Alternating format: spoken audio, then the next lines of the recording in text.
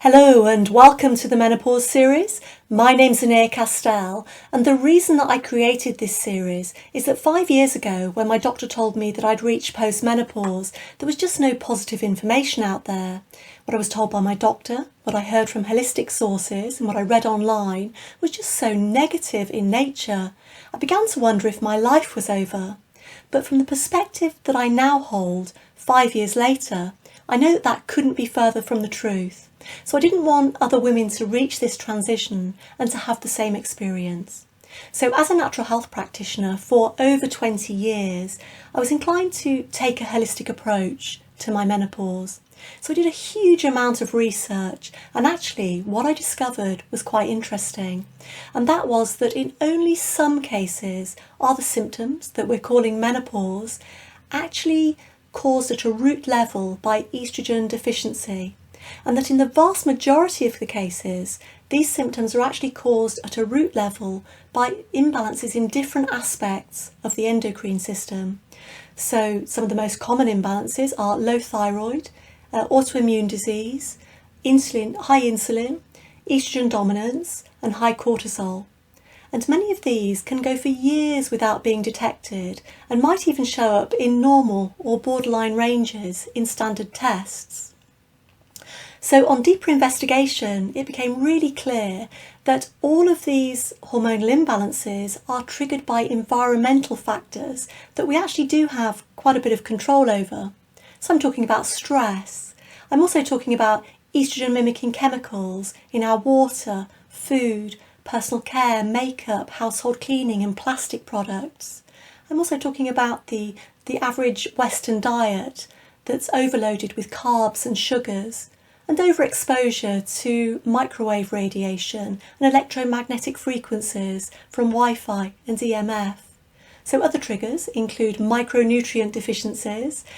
So every client that I've ever sent off to get tested has come back with significant micronutrient deficiencies, even in the West, where we have access, for the most part, to so much food. And so by the time a woman reaches menopause, those deficiencies are likely to have become quite pronounced. Another issue is internal toxicity. So we're talking about heavy metal pollution and also parasites and internal moulds. So what has become clear is that the environment that we find ourselves in today is completely unsupportive to us women as we're moving through this transition. I mean, it's becoming completely unsupportive to life in general. But whilst the medical community, which is guided mainly by pharmaceutical research, continues to be focused solely on menopause solutions that are linked to estrogen deficiency, it's quite clear that us ladies really need to start educating ourselves about what's going on during this transition and actually take back control of our own health and well-being. So in the following episodes, I've provided a way that you can actually track your symptoms back to the relevant endocrine imbalance. I've also shared what tests to get done for each imbalance, the normal reference ranges for those tests, and where to go to get really cheap and reliable testing.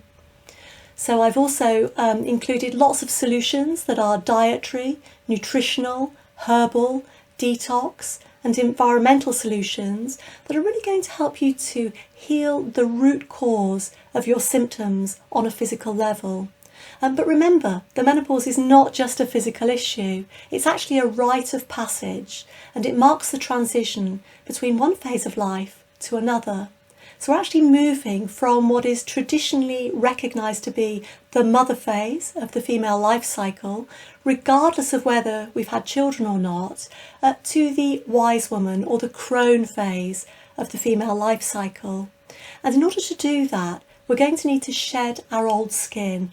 And we can do that by really clearing and processing all of the psycho-emotional issues that we've placed on a bit of a back burner throughout our lifetime. So by doing the emotional work and actually coming home to ourselves, we get to be the midwife of our own midlife rebirth. Because the menopause is not a long, slow death, as many women believe. It is actually a fantastic midlife rebirth and a personal awakening. So I've also included lots of self-connection exercises, including exercises that will open and connect you to your innate sexual force. I've included lots of simple but powerful self-healing techniques and some meditations, and all of these will really support you to process emotion, to release long-held fears, to start to just relax and really come back to yourself, and to develop greater self-awareness in all areas of your life. I'm also going to take you on a bit of a journey to meet the mature female archetypes within yourself, so that you're able to reconcile the shadow aspects of the immature woman within and emerge at the end of this series as the wise woman. So my suggested use for the series is that you give yourself some time once a week that really becomes you time, special self-nurturing, self-loving time, where you can slowly start to move through the episodes. And please do approach the episodes and all of the content in the manner that it's been presented, because then you will start to move through your own process with that. So I really hope that you get what you need from this series. Namaste.